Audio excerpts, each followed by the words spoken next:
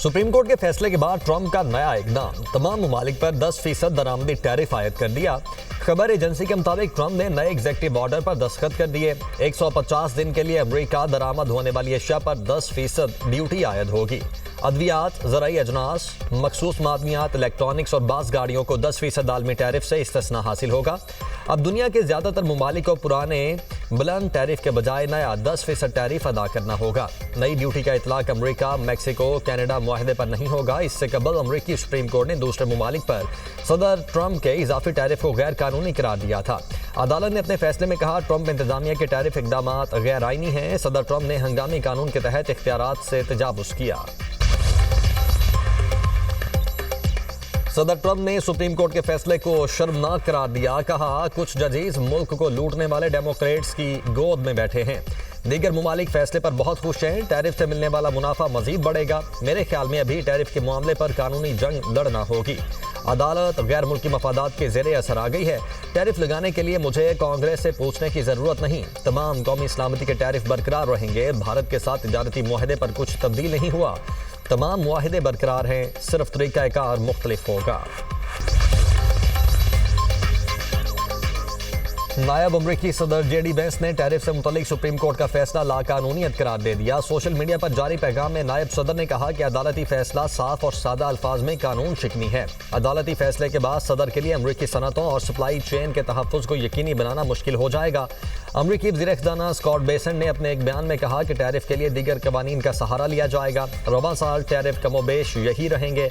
अब टैरिफ के लिए सेक्शन 232 और 301 का सहारा लिया जाएगा। ट्रंप टैरिफ गैर कानूनी करार, $175 अरब की वसूल शुदा रकम की वापसी के तरीक़ाकार पर अमरीकी सुप्रीम कोर्ट खामोश। खबर एजेंसी के मुताबिक अदालत ने वसूल शुदा टैरिफ की रकम की वापसी का तरीक़ाकार वज़ा नहीं किया। सदर ट्रंप ने कहा कि रिफंड का मामला आइंदा 5 बरस अदालतों में चल सकता है, जबकि मीडिया रिपोर्ट्स का कहना है कि case US court of international trade को भेजा जाएगा। दरामद कुनिंदगान को रकम वापसी के लिए इनफरादी तौर पर मुकदमा दायर करना पड़ सकते हैं। अमरीकी कानून के तहत रिफंड के दावे के लिए 2 साल की मुद्दत मुकर्रर है। 1000 से ज़ायद कंपनीज पहले ही मुकदमा दायर कर चुकी हैं। बेहतर होगा ईरान मुनासिब डील के लिए मुज़ाकरात करे। अमरीकी सदर ट्रंप की तेहरान को एक बार फिर वार्निंग। कहा, ईरानी अवाम अपने रहनुमाओं से बहुत मुख्तलिफ है। 10 से 15 दिन में फैसला होगा हमला किया जाए या नहीं। अगर ईरान पर हमला हुआ तो ये जून में ईरानी जौहरी तंसीबात पर किए गए महदूद हमलों से कहीं ज़्यादा शदीद होगा। ईरानी वज़ीर ख़ारिजा अब्बास इराक़ची कहते हैं कि अमरीकी मुज़ाकरातकारों ने तेहरान से जौहरी अफसूदगी के प्रोग्राम को रोकने के लिए नहीं कहा। फ्रीकैन के दरमियान मुज़ाकरात का अगला मरहला ये है, 2 से 3 दिनों में वाशिंगटन को मुमकिना मुआहदे का मुसव्वदा पेश किया जाए। दूसरी तरफ जर्मनी ने अपने शहरियों को फौरी तौर पर ईरान छोड़ने की हिदायत जारी कर दी। वज़ीर आज़म गजा अमन बोर्ड इजलास में शिरकत के बाद वापस लंदन पहुंच गए। शहबाज शरीफ लंदन में 3 रोज तक क़याम करेंगे। वज़ीर आज़म लंदन में इलाज के साथ अहम मुलाकातें भी करेंगे। शहबाज शरीफ मुमकिना तौर पर पीर को वापस पाकिस्तान पहुंचेंगे। T20 वर्ल्ड कप सुपर 8 मरहले का आगाज आज से होगा। पहला मैच पाकिस्तान और न्यूजीलैंड के दरमियान शाम 6:30 बजे खेला जाएगा। T20 वर्ल्ड कप में पाकिस्तान का न्यूजीलैंड के खिलाफ पलड़ा भारी। दोनों टीमें 7 बार आमने सामने आईं। पाकिस्तान ने 5 मैचेस जीते। न्यूजीलैंड की टीम सिर्फ 2 बार जीतने में कामयाब हुई। तहरीक इंसाफ सियासी जमात नहीं, कल्ट है। इसमें सियासी सोच और रफाकत का कोई तसव्वुर नहीं। वज़ीर दिफा ख्वाजा आसिफ कहते हैं कि पीटीआई के अंदर आधे दर्जन ग्रुप हैं। सिवाय बानी के हर रहनुमा को गालियां पड़ चुकी हैं और पड़ती रहेंगी। बानी के मफादात की कुर्बानगाह पर वर्कर, रहनुमा, मुल्क का मफाद सब भेंट चढ़ जाते हैं। जहां बानी की बहन और पार्टी की लीडरशिप में शदीद मफादात की जंग हो। वज़ीर आला खैबर पख्तूनख्वा अपनी वजारत आला बचाने के लिए रिहाई फोर्स लॉन्च करके वफादारी का यकीन दिला रहे हैं। वकला का गिरोह, जिनका सारा सियासी वजूद बानी की मार्फत और मरहून मिन्नत है, वो कैमरे पर आकर मार्केट वैल्यू बना रहा है। इन सब में एक कदर मुश्तरक है। सब चाहते हैं बानी पीटीआई अंदर रहें ताकि उनकी दुकानें खुली रहें। बानी पीटीआई बार बार डील मांग रहे हैं। वजीरे ममलुकत कानून बैरिस्टर अकील मलिक की प्रोग्राम टुनाइट में समर अब्बास में इंकशाफ, बोले हुकूमत डील नहीं कर रही। सेक्रेटरी इतलात पीटीआई का डील के हवाले से नून लीग को चैलेंज। शेख वकास अकरम कहते हैं कि नाम बताएं किसने तहरीक इंसाफ की तरफ से डील मांगी। नवंबर 2024 में बानी पीटीआई को ऑफर दी गई, एहतजाज मौखर कर दें, 10-15 रोज में रिहाई हो जाएगी। वो तब नहीं माने। बानी की सेहत के साथ कुछ हुआ तो रमजान में भी एहतजाज हो सकता है। राना सनाउल्लाह साहब 2 डीलों का जिक्र करते हैं, मैंने 3 का कहा था। फैसल वावड़ा साहब का आपने जिक्र किया, मैं उनकी पे किसी बात पे तबसरा करना जो है मैं जरूरी नहीं समझता। बेगानी शादी में और हमेशा दीवाने अब्दुल्ला की तरह उनका रोल होता है। 2024 में इमरान खान साहब तकरीबन डील कर चुके थे, ऑलमोस्ट डील फाइनल हो गई थी। बीच में आ गया जुमे का दिन और खान साहब को ये कहा गया कि पीर वाले दिन से जो है तो आपको मटेरियलाइज करते हैं चीजों को। तो वो इतने उतावले हो गए थे इमरान खान साहब, इतवार और पीर का इंतजार क्यों करते हो।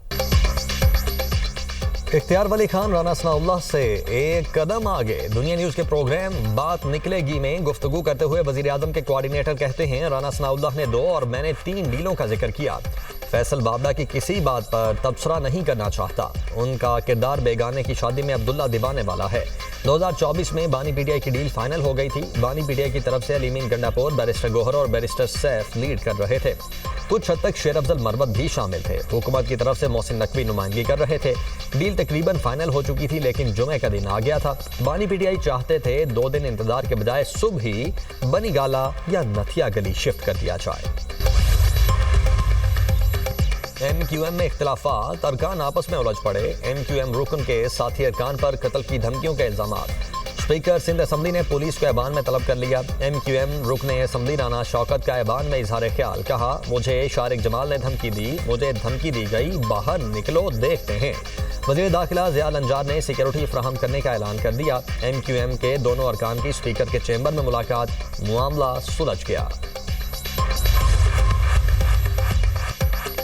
कोई ये ना समझे गवर्नर हाउस में बुज़दिल गवर्नर बैठा है। गवर्नर सिंध कामरान डिसोरी कहते हैं, इसलिए चुप हैं, मिलकर चलना है, इसीलिए साथ साथ हैं। पाकिस्तान तरक्की की जानिब गामजन है। हम सिर्फ जुबानी या सियासी जवाब नहीं देते। मेरा जवाब मेरा काम है। अवाम के मसाइल हल होने चाहिए। पानी ना आए, बिजली ना आए, मुकदमा दर्ज ना हो तो अवाम के पास इख्तियार होना चाहिए। गवर्नर हाउस तकरीब में नफरत अंगेज बातें हुई, उसकी शदीद अल्फाज में मजम्मत करते हैं। ये तासुब की बुनियाद पर सियासत करते हैं। सीनियर सूबाई वजीर शर्जील मेमन का सिंध असम्बली में इजहार ख्याल। शर्जील मेमन के खिताब के दौरान MQM अरकान असम्बली का एहतजाज। शर्जील मेमन ने कहा, मैंने अभी तक गवर्नर का नाम नहीं लिया। मैंने कहा गवर्नर हाउस में जो तकरीब हुई, MQM का शोर शराबा, नारेबाजी। रमज़ानुल मुबारक के मुकद्दस महीने में 42 लाख मुस्तहिक अफराद को राशन के लिए फी खानदान 10,000 रुपए दिए गए हैं। वज़ीर आला पंजाब का एक्स पर पैगाम, कहा 10 लाख मजदूर और सुथरा पंजाब के कारकुन भी शामिल हैं। ये इकदाम 2.5 से 3 करोड़ लोगों को माली रिलीफ फराहम करेगा और उनका बोझ बांटेगा। रमज़ानुल मुबारक एहसास का दूसरा नाम है। हर फर्द की ज़रूरत का ख्याल रखना हमारा फ़र्ज है। रमज़ानुल मुबारक के आगाज़ पर ही महंगाई ने रफ्तार पकड़ ली। अशिया ज़रूरिया के निर्ख आसमान को छूने लगे। शहरी महंगाई की तेज़ चाल से बेहाल। लाहौर, कराची, फैसलाबाद, पेशावर में अशिया ज़रूरिया आम आदमी की पहुंच से बाहर। मार्केटों में मनमानी कीमतों की वसूली।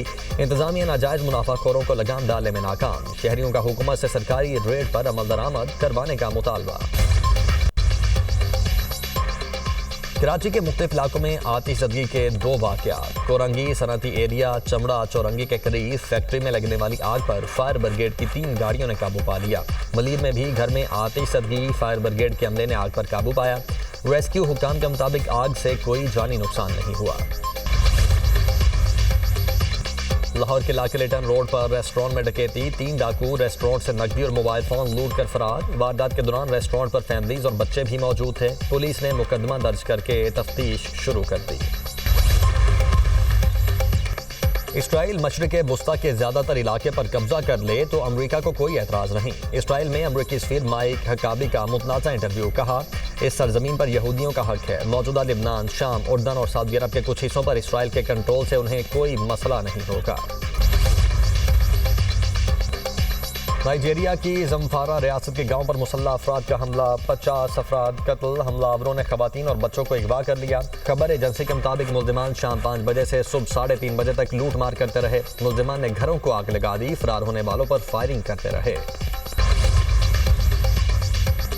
अमरीकी शहर सिलिकॉन वैली में 3 ईरानी नयाद इंजीनियर्स गिरफ्तार। मुल्जिमान पर गूगल और दीगर कंपनी से तिजारती राज चुराने और इंसाफ की राह में रुकावट डालने के इल्जाम हैं। तीनों मुल्जिमान को आज अदालत पेश किया जाएगा। अमरीकी महकमा इंसाफ का कहना है कि मुल्जिमान ने खुफिया और हसास मालूमात हासिल करने के लिए इख्तियारात का नाजायज इस्तेमाल किया। गूगल का डूडल भी T20 वर्ल्ड कप 2026 के रंगों में रंग गया। गूगल ने ICC mains T20 world cup के मौके पर खुसूसी डूडल मुतारिफ करवाया। दिलकश रंगों में क्रिकेट बैट, गेंद और विकेट डूडल में नुमाया। डूडल शायकीन में क्रिकेट की तवज्जो का मरकज बन गया।